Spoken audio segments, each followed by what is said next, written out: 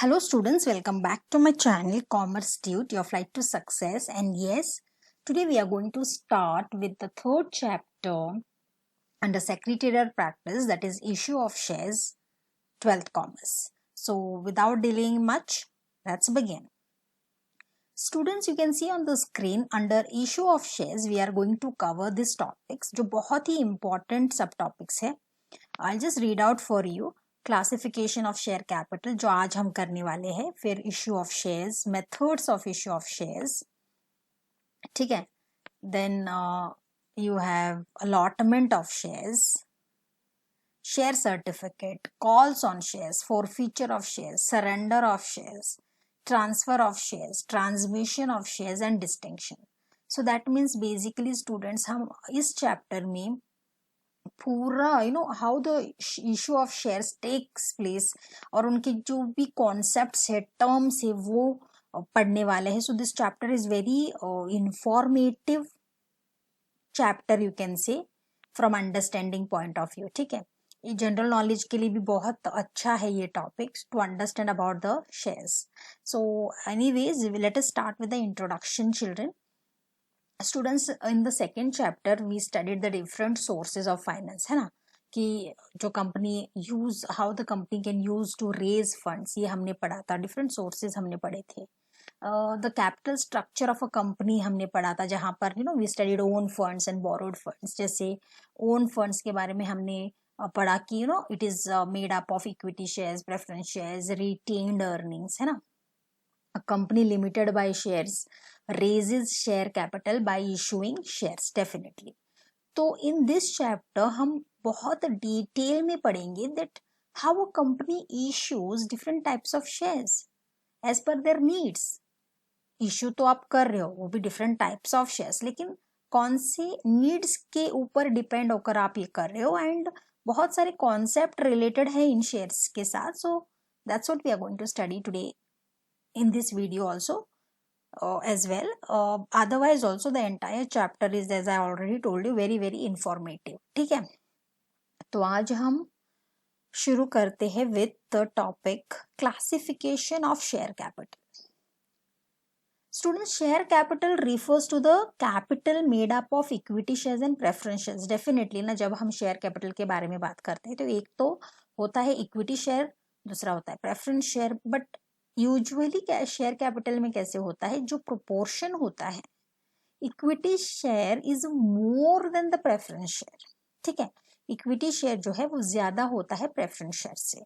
Now you can see the share capital जो classification यहाँ दिया गया है in the form of chart form.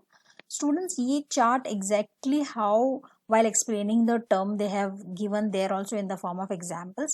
लेकिन मैं आपको थोड़ा सा इसका I'll just tell you about this because these are the examples which they are going to give you when they are going to explain you each and every term. ठीक है, तो पहले जान लो that authorized capital or nominal, which is also called as nominal or registered capital. Okay, if your capital is 10 lakh rupees and your it is authorized capital, then you convert it into 1 lakh equity shares of rupees 10 each, तब जाके वो आपका authorized capital बनता है. ठीक है, authorized capital is divided into two. एक होता है आपका issued capital, दूसरा होता है unissued capital. issued capital जो out of 10 lakhs, ठीक है, 4 lakh rupees आप पब्लिक को इशू करते हो सब्सक्रिप्शन के लिए, जो again will be converted into 40,000 equity shares of 10 each. You can see this. ठीक है, दूसरा होता है अनइशूड कैपिटल. ऑब्वियसली ये जो फॉर एग्जांपल अभी 40,000 तो लोगों को इशू कर दिया है ना सब्सक्रिप्शन के लिए, जो बाकी बचा हुआ 60,000 इक्विटी शेयर्स है of 10 each, that is 6 lakh, is unissued. वो पब्लिक को इशू नहीं करते हैं, जब नीड होता है, अगर कंपनी चाहे तो भी कर सकती है. ठीक है, यहाँ अनइशूड का काम खत्म हो जाता है. Late us focus on issued capital. Now issued capital में आता है दो कैटेगरी, एक तो है सब्सक्राइब कैपिटल और दूसरा है अनसब्सक्राइब कैपिटल. सब्सक्राइब का मतलब, सब्सक्राइब कैपिटल का मतलब होता है जहां पर लोगों ने वो शेयर सब्सक्राइब कर लिए हैं. Now out of this 40,000 equity shares लोगों ने कितने सब्सक्राइब किए हैं? 30,000. फेस वैल्यू 10, तो which means capital is 3 lakh. उसमें से जो 10,000 लोगों ने इक्विटी शेयर्स अनसब्सक्राइब किए हैं, they have not subscribed, so ये हो जाता है unsubscribed capital, that is 10,000 into 10 each, that is 1 lakh. ठीक है, तो यहाँ अनसब्सक्राइब का काम खत्म हो जाता है। Then comes your subscribed capital में देयर आर 3 कैटेगरीज, एक तो है called up capital, uncalled capital और reserve capital. Out of this 30,000, जहाँ पे इनिशियली जब वो लोग शेयर्स खरीदते हैं, कंपनी पूरा अमाउंट उनसे डिमांड नहीं करती है, they can pay in instalments. तो this 30,000 shares they can pay 5, again 4 and 1। But let me tell you, ये जो 5 जो डिमांड करते हैं, जो 30,000 इंटू 5 पर शेयर जो दिखाता है 1,50,000, that is demanded by the company. ये जो 4 रुपीज आप देख रहे हो, ये 30,000, this can be required in the later stage by the company. Uncalled capital, जब भी उनको फाइनेंशियल नीड्स होता है तो ये तब वो डिमांड कर सकते हैं। Again that is 30,000 equity shares of ₹4 each, that is 1,20,000। 1 रुपए जो है 1 पर शेयर, वो रिजर्व कैपिटल में रखते हैं companies. Again 30,000 into 1, that is 30,000। ठीक है, and this can be utilise during the winding up of the company. So is it, I think this thing chart is getting very clear, है ना। Then comes under, यहाँ पे uncalled capital और reserve capital का काम थोड़ा सा कम हो जाता है। Then comes your called up capital के अंदर 2 कैटेगरीज है, एक तो है पेड अप कैपिटल। अभी यहाँ पे 30,000 equity shares of 5 each demand किया गया है कंपनी में, लेकिन उसमें से सिर्फ 20,000 इक्विटी शेयर्स लोगों ने पेड किया है, तो that brings to 1 lakh shares. ठीक है, तो ये पेड अप है। और जो कॉल इन एरियर से, मतलब out of 30,000, 20,000 have been paid, but remaining 10,000 have not been paid of ₹5 each, तो ये जाता है कॉल्स इन एरियर्स में, which are not paid. Actually they have to pay in all full later on, but if they don't pay then further step भी use होता है, उनके share forfeit हो जाते हैं। That we are going to study step by step. ठीक है, so let us focus on the first one, that is authorised capital, और you can call it nominal capital और रजिस्टर्ड कैपिटल भी आप उसको बोल सकते हो। Students, very simple, authorised capital जो है, it is the maximum capital authorised by the memorandum of association that a company can raise by issuing shares. मतलब ये ऑथोराइज उनको मिला है मेमोरेंडम ऑफ एसोसिएशन से कि ये जो कैपिटल है, ये मैक्सिमम कैपिटल है दैट कंपनी कैन रेज, वो रेज कर सकते हैं by issuing shares to the public. ठीक है, इसको हम रजिस्टर्ड कैपिटल भी कहते हैं, because it is mentioned in the capital clause of the memorandum of association and the company pay stamp duty on this amount at the time of incorporation. इसका मतलब है, जब कंपनी इनकॉर्पोरेट हो रही थी तब उन्होंने स्टैम्प ड्यूटी भी पे करा हुआ है, और ये प्रॉपरली मेंशन किया गया है कैपिटल क्लॉज में। कहाँ, कौन से डॉक्यूमेंट में? मेमोरेंडम ऑफ एसोसिएशन में। So that's why it is also called as registered capital. अब ये जो ऑथोराइज्ड कैपिटल है, it is calculated considering the need of the capital of the company at present and in future. तो ऐसे नहीं है एक झटके में आप डिसाइड करते हो कि नहीं मुझे इतना रेज करना है और ये मेरा कैपिटल है, ये मेरे रिक्वायरमेंट है। नहीं, आपको प्रॉपरली कैलकुलेट करना पड़ता है, थिंक करना पड़ता है कि क्या आपकी नीड है कैपिटल की, राइट नाउ क्या नीड है, और आगे चलकर आपका कैसे होगा।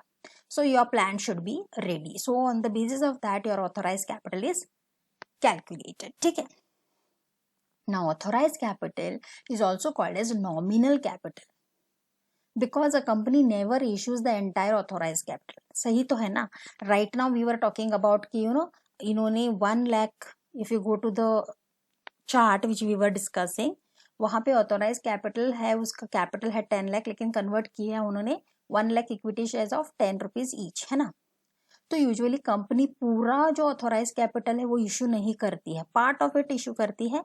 आगे चल के जरूरत पड़ी तो वो और थोड़ा चेंज कर सकते हैं या ऑल्टर कर सकते हैं या अपना ऑथोराइज कैपिटल भी इंक्रीज कर सकते। That's what it is given here. आप देख सकते हो एग्जाम्पल में, M limited company has authorise capital of 10 lakhs which can be divided into 1 lakh equity shares having a face value of ₹10। ये मैंने ऑलरेडी आपको बताया है ना। A company can increase its authorized capital by altering its memorandum of association. Definitely, company क्या कर सकती है? It can increase its authorized capital. Altering मतलब चेंज करना, अपने जो भी जो भी इंफॉर्मेशन क्लॉजेज है मेमोरेंडम ऑफ एसोसिएशन में, वहां पर वो लोग ऑल्टर करके अपना जो ऑथोराइज कैपिटल है वो इंक्रीज भी कर सकते हैं. So that is the meaning of authorised capital. ठीक है. Second is issued and unissued capital. Students, issued capital is that part of authorized capital which is offered by the company to prospective investors for subscription. Issue करना, आपका जो authorise capital है उसमें के जो भी कितना भी अमाउंट है, any part of that authorise capital आप क्या कर रहे हो, आप निकाल के लोगों को सब्सक्रिप्शन के लिए दे रहे हो. You are issuing. Okay. And thus it is the shares that company is offering to the public to buy. मतलब आप लोगों को दे रहे हो कि वो परचेज कर सके. Okay. Now what is unissued then? जो जितना amount, for example out of 10 lakh 4 lakh तो जैसे एग्जांपल में हमने पढ़ा, अभी भी पढ़ेंगे, आपने इशू कर दिए लोगों को, बाकी जो बचता है the balance part of authorise capital that is not offered to the public is called as unsubscribed capital. ठीक है. और मैंने जैसे पहले भी आपको कहा था कि आगे चल के फ्यूचर में if company feels that it want to issue shares from the unissued capital also, that also it can do. ठीक है. अब यहाँ पर आप देख सकते हो ये जो इशूड कैपिटल है कंपनी का, इट कैन बी इक्वल और less than the authorise capital. तो लोगों को जो आप इशू करते हो it can be equal to authorise capital और it can be less than the authorise capital. Example you can see, अभी out of the entire capital आप देख सकते हो एम लिमिटेड कंपनी ने क्या किया, कितना इश्यू किया out of 10 lakh children, 4 lakh. कैसे डिवाइड किया है, 40,000 equity shares of the face value 10 each, ये जो इशू किया है. अनइश्यू जो नहीं दिया है पब्लिक को वो है 6 lakh, that is 60,000 equity shares of 10 each. तो अब 4 लाख प्लस 6 लाख कितने हो गए, कैपिटल 10 लाख, इजंट इट. तो यहाँ पर बात हो रही है इशूड कैपिटल की जो है 40,000 equity shares of 10 each. So that is the meaning of issued capital and unissued capital. Unissued capital का काम यहाँ पर कम हो जाता है क्योंकि आगे हम सिर्फ सब्सक्राइब्ड और अनसब्सक्राइब के बारे में जानेंगे. बिकॉज इशू कितना किया है लोगों को, 4 लाख है ना, that is 40,000 equity shares of 10 each. You can see the next one is subscribed capital and unsubscribed capital. Students, अभी आपने पब्लिक को दिया है 40,000 shares. Now subscribed capital is that part of issued capital which has been subscribed और taken up by the investors. Definitely अगर हम subscribe करते मतलब हम public, I am talking about, we are taking the shares of that company. Okay. So that is called as subscribed capital which has been taken by the investor और the public. Public may or may not subscribe for the entire issued capital. Depends on the public. They may take all the subscribed issued share or either they may not subscribe for the entire issued capital. Anyone can work out. लेकिन the part of issued capital that is not subscribed by the investor is called as unsubscribed. Definitely है ना. जिन्होंने subscribe किया है उसको हम subscribe capital कहते हैं, पब्लिक के ने जो सब्सक्राइब किया है. और जिन इशूड कैपिटल जो सब्सक्राइब नहीं किया है by the investor is called as unsubscribed capital. So again ये फॉर्मूला यहाँ पर लागू होती है दैट सब्सक्राइब्ड कैपिटल में बी इक्वल और less than the issued capital. तो सेम ही हो सकता है या less than the issued capital. Example के तौर पर उन्होंने दिया है, now if you can recollect, issue कितने हुए थे children, 40,000. See you can see here 40,000 equity shares of 10 each, that is 4 lakh, isn't it? लेकिन सब्सक्राइब कितने हुए हैं, लोगों ने कितने लिए हैं, subscribe capital is total 30,000 equity shares of 10 each subscribe हुए हैं which comes to 3 lakh rupees. और बाकी जो 10,000 है दैट इज 40,000 थे ना, तो 30,000 सब्सक्राइब हुए हैं, तो 10,000 जो है of rupees 10 each is unsubscribe, लोगों ने लिए ही नहीं है, वो कंपनी के साथ ही है. So यहाँ पे under this subscribed and unsubscribed, so unsubscribed which has not been subscribed by the public. Okay, यहाँ पर in this case it is 10,000 equity shares of 10 each that comes to 1 lakh rupees. तो आगे जाएगा हमारा कितना, 30,000 equity shares of 10 each. ठीक है, इतने सब्सक्राइब हुए हैं पब्लिक के साथ. Is it clear? I guess it is very clear है ना.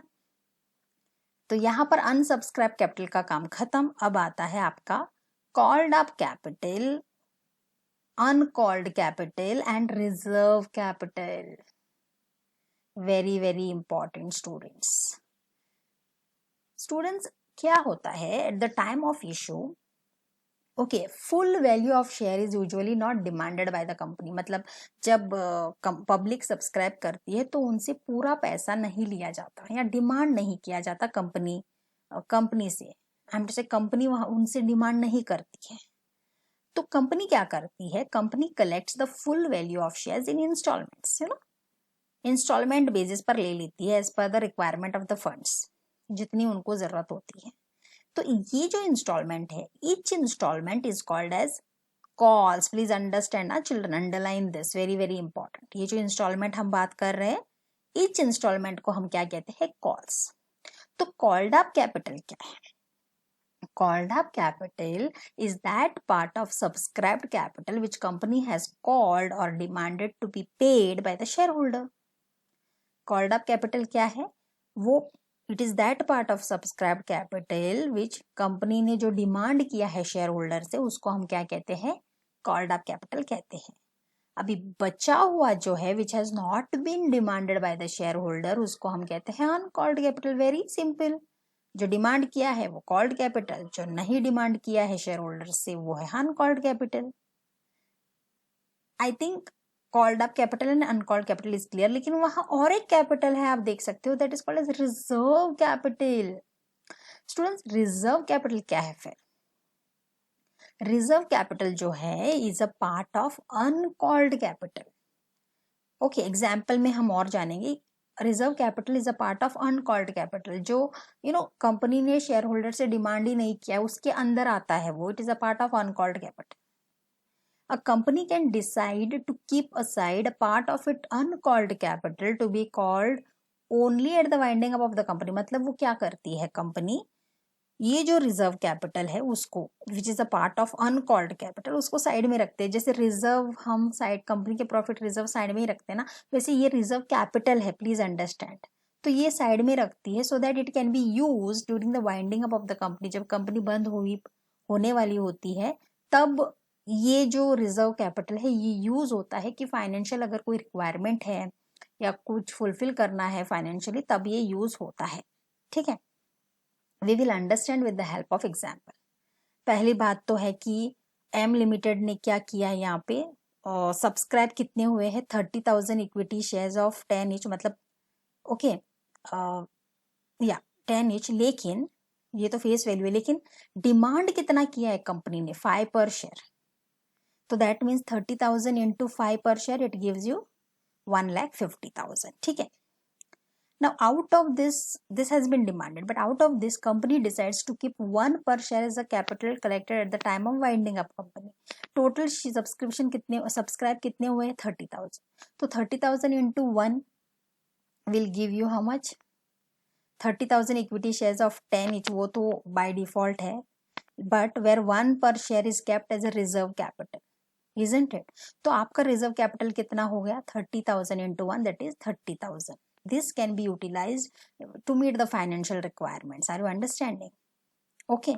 तो out of 3 lakh, that is 30,000 जो सब्सक्राइब हुए थे, उसमें 5 रुपए पर शेयर डिमांड किए गए हैं, that is कॉल्ड किए गए हैं, that means 1,50,000. ठीक है. देन कम्स आपका रिजर्व कैपिटल जो 1 पर शेयर है, 30,000 इक्विटी शेयर्स. ठीक है. So 30,000 multiplied by 1 per share, that is 30,000 will be kept as a reserve capital. अब बचता है वो 4 rupees which is uncalled capital, मतलब डिमांड नहीं किया है. If the company decides, this is already explained. Now uncalled capital क्या है? ये जो 30,000 इक्विटी शेयर्स है, अब ये जो 5 रुपीज का डिमांड हुआ है, 1 रुपये हमने रिजर्व में रखा है, अब रिमेनिंग 4 रुपीज. तो ये जो 30,000 वेर 4 पर share which is called up in future, that is 1,20,000. ठीक है.